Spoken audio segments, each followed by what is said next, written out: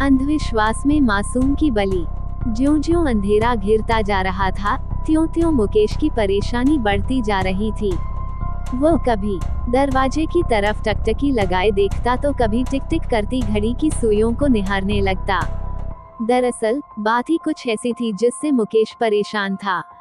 उसकी 2 साल की बेटी कंचन अचानक गायब हो गई थी। शाम को वह घर के बाहर खेल रही थी, पर वह वहां से अचानक कहां गुम हो गई, किसी को पता न चला। ये बात 21 मार्च 2019 की है। उस दिन होली का त्योहार था। नंदापुर गांव के लोग रंगों से सराबोर थे। फाग गाने वालों की टोली अपना जलवा अलग से बिखेर रही थी। कई लोग ऐसे भी थे जो नशे में झूम रहे थे। कंचन का पिता मुकेश भी फाग गाता था। फाग गाकर मुकेश जब घर लौटा, तब उसे मासूम कंचन के गुम होने की जानकारी हुई थी।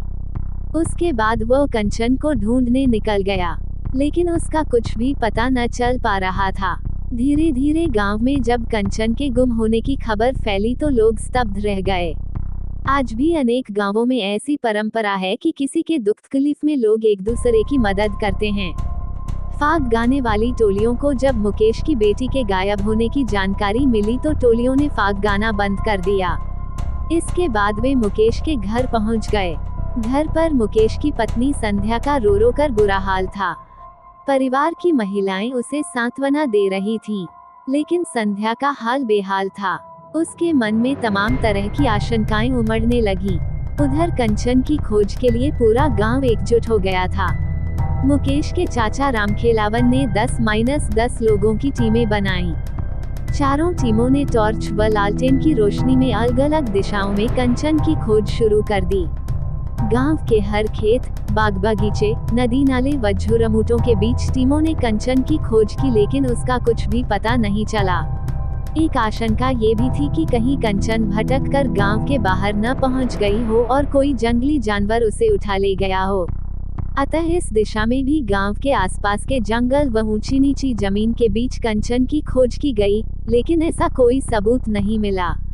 रात भर कंचन की खोज हुई, परंतु कंचन के संबंध में कोई जानकारी नहीं मिली। जब मासूम कंचन का कुछ भी पता नहीं चला तो मुकेश अपने चाचा रामखेलावन के साथ थाना बिंद की पहुंच गया। थाना प्रभारी तेज बहादुर सिंह चंदेल को उसने अपनी 2 वर्षीय बेटी कंचन के लापता होने की जानकारी दे दी। थाना प्रभारी ने कंचन की गुमशुदगी दर्ज कर जरूरी कार्रवाई करनी शुरू कर दी। उन्होंने फतेहपुर के समस्त थानों को वायरलेस से 2 साल की कंचन के गुम होने की खबर भेजवा दी।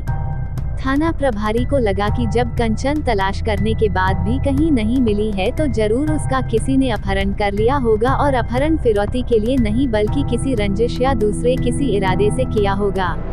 इसकी 2 वजह थीं।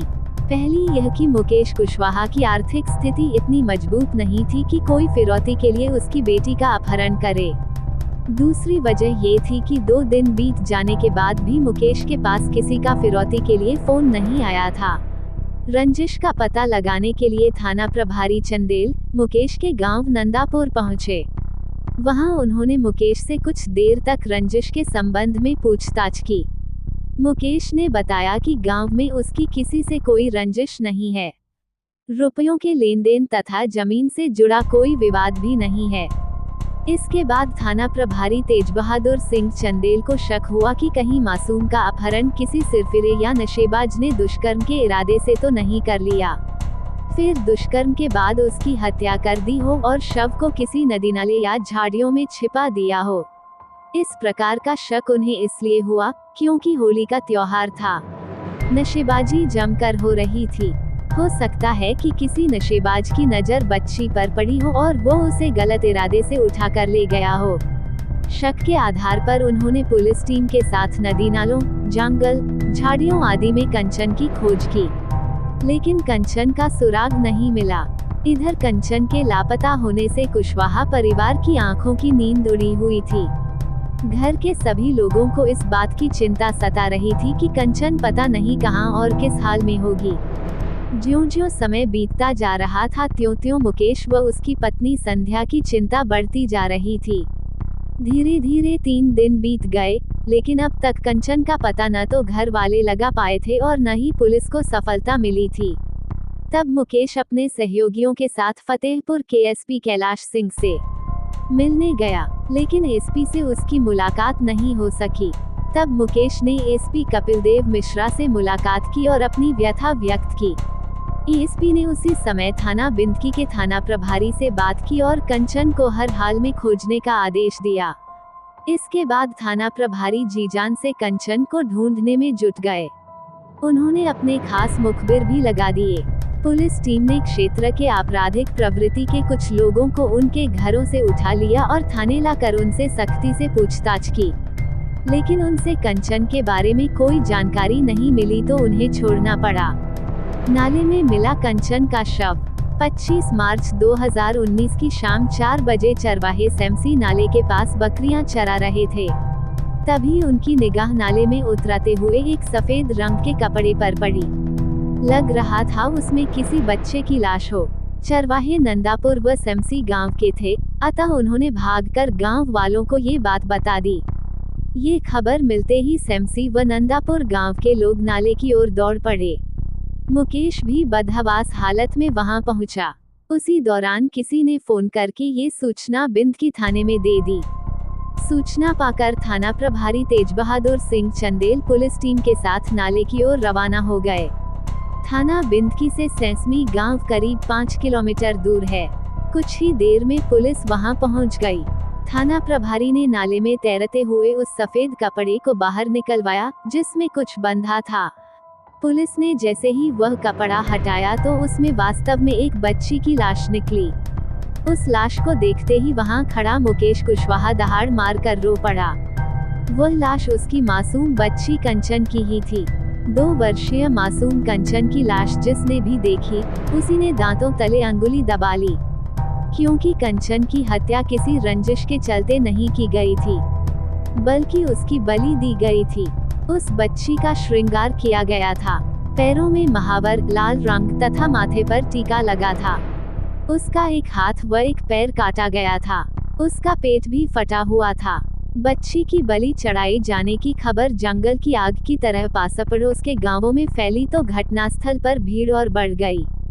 बलि चढ़ाए जाने के विरोध में भीड़ उत्तेजित हो गई और शव रखकर हंगामा करने लगी। भीड़ तब और उग्र हो गई जब थाना प्रभारी तेज बहादुर सिंह ने भीड़ को ये कहकर समझाने का प्रयास किया कि कंचन की मौत नाले में डूबने से हुई है। लोगों को उत्तेजित देखकर थाना प्रभारी के हाथ पांव फूल गए। उन्होंने उपद्रव की आशंका को देखते हुए कंचन का शव ग्रामीणों से छीन लिया और थाने में ले आए। पुलिस की इस कार्रवाई से लोग और भड़क गए। तब लोग ट्रैक्टर ट्रॉलियों में भरकर बिंदकी थाने पहुंचने लगे। कुछ ही समय बाद सैकड़ों लोग थाने में जमा हो गए। ग्रामीणों ने थाने का घेराव कर दिया। उन्होंने ट्रैक्टर ट्रॉलियों को सड़क पर आड़े तिरछे खड़ा कर मुगल रोड जाम कर दिया। इससे कई किलोमीटर तक जाम लग गया। घटना के विरोध में लोग हंगामा कर पुलिस विरोधी नारे लगाने लगे। थाना प्रभारी की वजह से भड़क गए लोग। थाना प्रभारी तेज बहादुर सिंह चंदेल को यकीन था कि वो हल्का बल प्रयोग कर ग्रामीणों को शांत करा देंगे, पर ऐसा नहीं हुआ। बल प्रयोग के बावजूद उत्तेजित भीड़ ने पुलिस के कब्जे से कंचन का शव छीन लिया और उसे सड़क पर रखकर हंगामा करने लगे। मजबूरन थाना प्रभारी को हंगामा व सड़क जाम की सूचना वरिष्ठ अधिकारियों को देनी पड़ी। उन्होंने अधिकारियों से अतिरिक्त पुलिस फोर्स भेजने का भी आग्रह किया। कुछ ही समय बाद SP Kailash Singh, DSP Kapildev Mishra, CO सदर रामप्रकाश तथा सीओ बिंदकी अभिषेक तिवारी भारी पुलिस बल के साथ बिंदकी थाने पहुंच गए। पुलिस अधिकारियों ने उत्तेजित ग्रामीणों को आश्वासन दिया कि जिसने भी मासूम की बलि दी है, उसे बख्शा नहीं जाएगा। उन्होंने ये भी कहा कि पुलिस ने यदि कोताही बरती है तो संबंधित पुलिसकर्मी के खिलाफ भी कार्रवाई की जाएगी। डीएसपी कपिलदेव मिश्रा ने कहा कि आप लोग सिर्फ 2 दिन का समय दें। इस बच्ची का कातिल आप लोगों के सामने होगा। पुलिस अधिकारियों के आश्वासन पर उत्तेजित ग्रामीणों ने कंचन का शव पुलिस को सौंप दिया और जाम हटा दिया। फिर पुलिस अधिकारियों ने आनन फानन में कंचन के शव को पोस्टमार्टम हाउस फतेहपुर भिजवा दिया। साथ ही बवाल की आशंका को देखते हुए नंदापुर गांव में पुलिस तैनात कर दी। थाना बिंद की पुलिस को आशंका थी कि कंचन की मौत नाले में डूबने से हुई है। लेकिन पोस्टमार्टम रिपोर्ट ने पुलिस की आशंका को खारिज कर दिया। रिपोर्ट के अनुसार कंचन की हत्या की गई थी। उसके एक हाथ व एक पैर को किसी धारदार हथियार से काटा गया था। पेट को किसी नुकीली चीज से फाड़ा गया था। अधिक खून बहने से ही उसकी मौत होने की बात कही गई थी। पोस्टमार्टम रिपोर्ट मिलने के बाद थाना प्रभारी तेज बहादुर सिंह चंदेल ने मुकेश के चाचा रामखेलावन की तरफ से भादमवी की धारा 364, 302 के तहत अज्ञात हत्यारों के खिलाफ रिपोर्ट दर्ज कर ली और मासूम कंचन के हत्यारों की तलाश शुरू कर दी। तांत्रिक ने स्वीकारी बलि देने की बात। चूंकि कंचन की बलि देने की बात कही जा रही थी और बलि किसी न किसी तांत्रिक ने ही दी होगी, अतः थाना प्रभारी ने तंत्र मंत्र करने वालों की खोज शुरू कर दी। इसके लिए उन्होंने अपने खास मुखबिर भी लगा दिए। मुखबिरों ने नंदापुर व उसके आसपास के गांवों में अपना जाल फैला दिया। जल्द ही उसका परिणाम भी सामने आ गया। 27 मार्च 2019 की शाम 7 बजे मुखबिर ने थाना प्रभारी को बताया कि सेमसी गांव का हेमराज तंत्र मंत्र करता है। उसके यहाँ लोगों का आना जाना लगा रहता है, लेकिन कंचन के गुम होने के बाद उसने अपनी तंत्र मंत्र की दुकान बंद कर दी है। गांव के लोगों को शक है कि हेमराज ने ही मासूम की बलि चढ़ाई होगी। मुखबिर की सूचना मिलने के बाद थाना प्रभारी अपनी टीम के साथ रात 10 बजे सेमसी गांव में हेमराज के घर पहुंच गए। वो घर पर ही मिल गया तो वह उसे हिरासत में लेकर थाने आ गए। हेमराज से कंचन की हत्या के संबंध में पूछा गया तो वह साफ मुकर गया। उसने कहा कि वह तंत्र मंत्र करता है और होली, दिवाली जैसे बड़े त्योहारों पर बलि देता है, लेकिन इंसान की बलि नहीं देता। वह तो साधना के बाद मुर्गा या बकरा की बलि देता है, फिर मांस को प्रसाद के तौर पर अपने खास मित्रों में बांट देता है। कंचन की बलि देने का उस पर झूठा आरोप लगाया जा रहा है।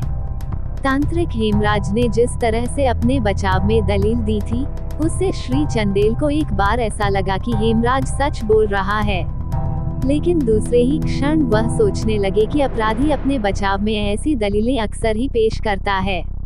अतः उन्होंने उसकी बात को नकारते हुए उससे पुलिसिया अंदाज में पूछताछ शुरू की। लगभग 1 घंटे की मशक्कत के बाद रात करीब 12 बजे तांत्रिक हेमराज टूट गया और उसने कंचन की बलि देने की बात कबूल कर ली। तांत्रिक हेमराज ने बताया कि उसने तंत्र मंत्र सिद्ध करने तथा जमीन में गड़ा धन प्राप्त करने के लिए ही कंचन की बलि दी थी।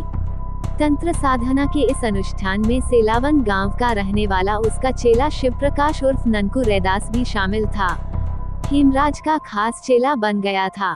फुर्सत के क्षणों में शिवप्रकाश हेमराज के दरबार में पहुंच जाता था। 20 मार्च को होली थी। होली के 8 दिन पहले एक रात हेमराज को सपना आया कि उसके खेत में काफी सारा धन गड़ा है। इस धन को पाने के लिए उसे तंत्र साधना करनी होगी और मां काली के सामने बच्चे की बलि देनी होगी। सपने की बात को सच मानकर हेमराज के मन में लालच आ गया और उसने खेत में गड़ा धन पाने के लिए किसी बच्चे की बलि देने का निश्चय कर लिया। हर होली दिवाली पर चढ़ाता था बलि। तांत्रिक हेमराज वैसे तो हर होली दिवाली की रात मुर्गे या बकरे की बलि देता था, लेकिन इस बार उसने धन पाने के लालच में किसी मासूम की बलि देने की ठान ली। इस बाबत हेमराज ने अपने खास चेले शिवप्रकाश से बात की तो वह भी उसका साथ देने को तैयार हो गया। फिर गुरुचेला किसी मासूम की तलाश में जुट गए। शिवप्रकाश उर्फ ननकू का नंदापुर गांव में आना जाना था। वहां वह दूध व खोया की खरीद के लिए जाता था। होली के 2 दिन पहले ननकू नंदापुर गांव गया तो उसकी निगाह मुकेश कुशवाहा की 2 वर्षीय बेटी कंचन पर पड़ी। वह दरवाजे के पास खड़ी थी और मंद मंद मुस्कुरा रही थी। शिवप्रकाश ने इस मासूम के बारे में अपने गुरु हेमराज को खबर दी तो उसकी बाँछें खिल उठीं। फिर दोनों कंचन की रेकी करने लगे। 21 मार्च को होली का रंग खेला जा रहा था तथा फाग गाया जा रहा था। शाम 5 बजे के लगभग शिवप्रकाश अपने गुरु हेमराज को साथ लेकर अपनी मोटरसाइकिल से नंदापुर गांव पहुंचा, फिर फाग की टोली में शामिल हो गया। शाम 7 बजे के लगभग दोनों मुकेश कुशवाहा के दरवाजे पर पहुंचे। उस समय कंचन घर के बाहर खेल रही थी। तांत्रिक हेमराज ने दाएं बाएं देखा, फिर लपक कर उस बच्ची को गोद में उठा लिया। इसके बाद बाइक पर बैठकर दोनों निकल गए। रात के अंधेरे में हेमराज कंचन को अपने घर लाया और नशीला दूध पिलाकर उसे बेहोश कर दिया। इसके बाद उसने बेहोशी की हालत में कंचन का श्रृंगार किया, शरीर पर भभूत और सिंदूर लगाया, पाँव में महावर लगाए, माथे पर टीका तथा गले में फूलों की माला पहनाई। फिर तंत्र मंत्र वाले कमरे में लाकर उसे मां काली की मूर्ति के सामने लिटा दिया। कमरे में हेमराज के अलावा उसका चेला शिव प्रकाश भी था। हेमराज ने कंचन की पूजा अर्चना की तथा कुछ मंत्र बुदबुदाता रहा। इसके बाद वह गंडासा लाया और मां काली के सामने हाथ जोड़कर बोला, मां, मैं बच्चे की बलि आपको भेंट कर रहा हूँ। इस बलि को स्वीकार करके आप मेरी इच्छा पूरी करना। कहते हुए हेमराज ने गंडासे से कंचन का एक हाथ व एक पैर काट दिया। इसके बाद उसने उस बच्ची का पेट भी चीर दिया। ऐसा होते ही खून कमरे में फैलने लगा।